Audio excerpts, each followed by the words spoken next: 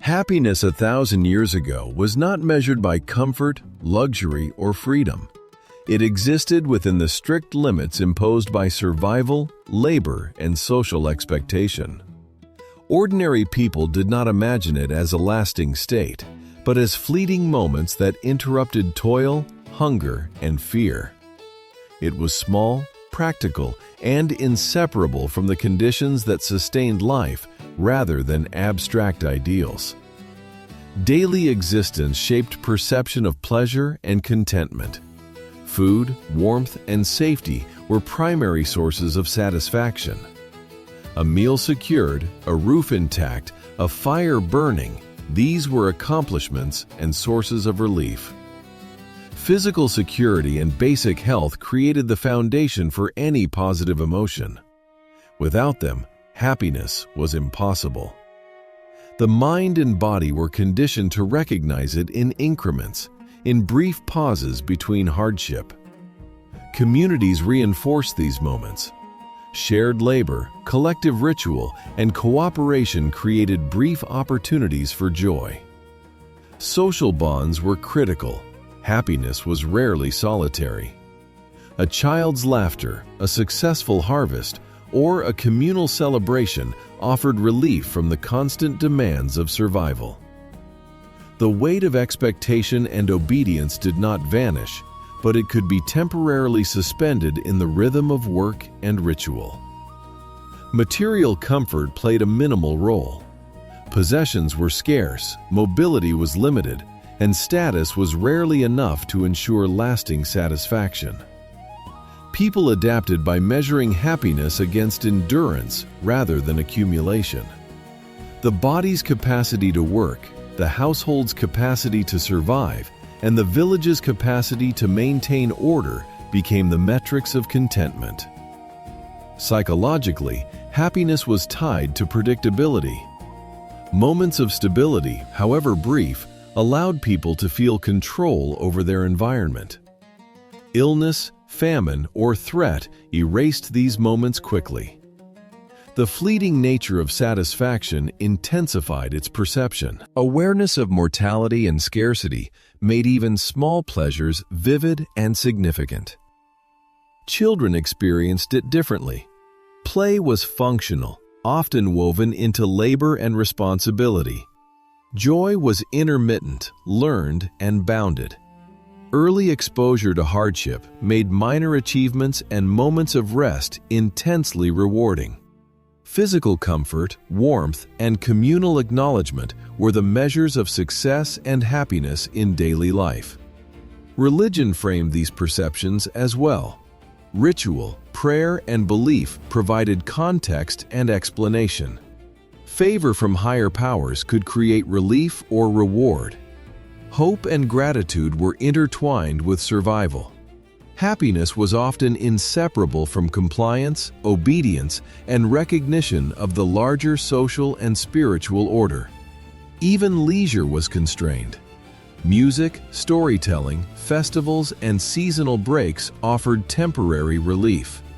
Pleasure existed alongside preparation for danger and labor. The mind accepted that joy would be brief and conditioned itself to savor small, controlled moments. In this environment, contentment was not an expectation, but a skill, developed by awareness, endurance, and careful observation of opportunity. Happiness 1,000 years ago extended beyond immediate survival into subtle mastery of environment and relationships. It was found in the rare alignment of work, community, and circumstance. A field yielding enough to feed the household, a neighbor offering assistance, a child healthy and growing. All these became tangible markers of satisfaction. Each small success was amplified by awareness of scarcity and fragility. The contrast between safety and threat, plenty and famine, intensified the perception of fleeting joy. Endurance shaped expectation. People did not anticipate comfort or relief. They anticipated survival, and happiness emerged where survival intersected with momentary abundance. The act of completing labor without injury, of maintaining shelter through cold nights, or of seeing a family member survive illness became events that carried emotional weight. Happiness was embedded in competence and endurance, not in acquisition or freedom. The household reinforced this perception. Within the constraints of space, labor, and social hierarchy, people learned to recognize and cultivate moments of relief. Shared meals, a repaired roof, or a fire kept burning during harsh weather were subtle victories.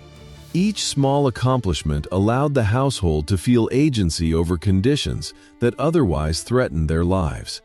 Happiness was inseparable from the collective functioning of family and community.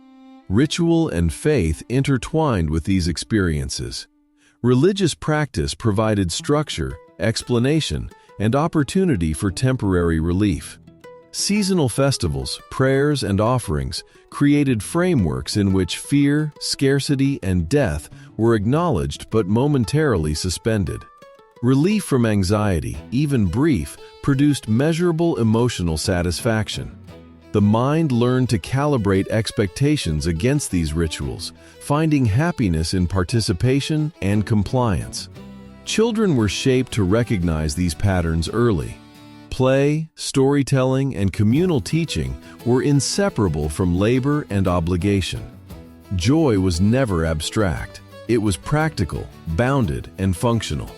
Early exposure to limitation and risk created an awareness of pleasure as both fragile and rare. The capacity to experience happiness depended on the ability to endure, adapt, and anticipate scarcity. Social structure framed emotional life. Hierarchy, obligation, and surveillance created boundaries within which happiness could exist. Compliance and obedience were necessary to preserve survival, and failure could destroy both safety and satisfaction.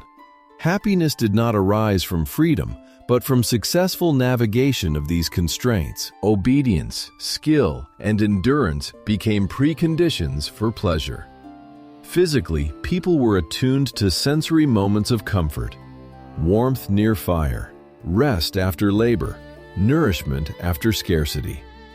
These simple experiences were amplified by the rarity and effort required to achieve them. Emotion and physiology were inseparable, producing vivid, intense reactions to conditions modern society might overlook. Survival intensified perception. Ultimately, happiness 1,000 years ago was an art of adaptation. It was measured in small successes, temporary relief, and functional achievements. It was inseparable from labor, risk, obedience, and survival. People learned to savor what was attainable, to recognize what could be controlled, and to endure what could not. Joy was fleeting, embedded in discipline and necessity, shaped by scarcity and threat, and defined not by aspiration, but by the capacity to survive with awareness, resilience, and fleeting satisfaction in the moment.